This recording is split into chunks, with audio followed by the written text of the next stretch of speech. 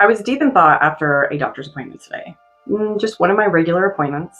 But the subject of mental health came up, and it kept taking me back to something that I've thought for a really long time now.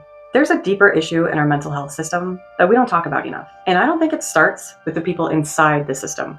I think it starts with the structure that they're already working inside of. Because most clinicians, doctors, and therapists, most of the people in this field, aren't trying to harm anyone. They're simply working inside the framework that they were trained in. And that framework has its limits.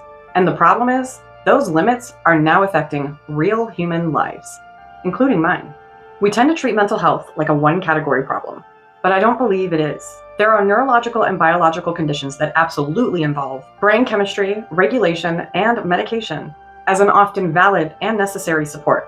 And then there's trauma. And trauma is something very different. Trauma is not a disorder that appears out of nowhere. It's a nervous system adaptation to overwhelm, neglect, instability, fear, or emotional absence. It's not just what's wrong with you.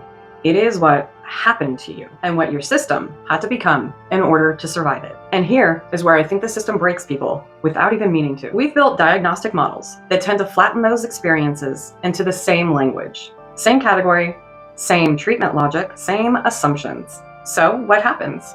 People who are dealing with deep trauma histories get placed into treatment pathways that primarily focus on symptom management through medication. And again, I want to be very clear here. Medication's not always the enemy, and people who need it deserve access without stigma. But what happens when trauma is treated only through a chemical lens is that the root never gets addressed. The story never gets told. The nervous system never gets understood in context. And what I experienced personally was years inside of that cycle, being medicated heavily at different points, antidepressants, anti-anxiety, sleep medications with different combinations of support over time. And during that time, the core of what I was actually engaging with wasn't even being addressed. Not because anyone failed me as an individual, but because the system isn't always designed to ask the deeper questions first.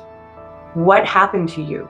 Instead, it often begins with what is wrong chemically? And those are not interchangeable starting points. Because if you start with the wrong question, you could still end up with real treatment, but not always the right kind of healing. And I think this is where we need to be honest as a society. This is not a clinical issue. It's a structural one, because systems shape practices. Insurance systems shape limits. Diagnostic systems shape what is valid. Training systems are what shapes what's treated first. And all of that filters down to how a person is seen in their most vulnerable moments. So if every individual inside the system is doing their absolute best, which many are, the framework they're operating in can still miss the full picture of a human being.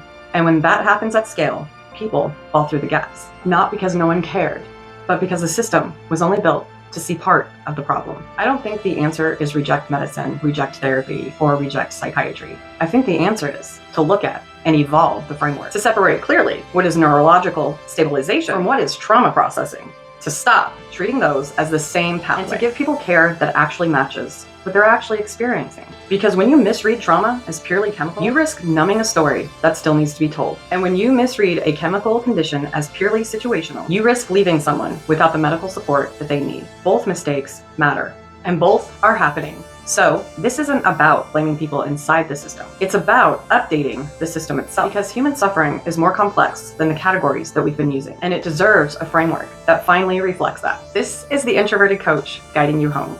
I love you all. Stay golden, stay gentle, stay true, but most importantly, stay you.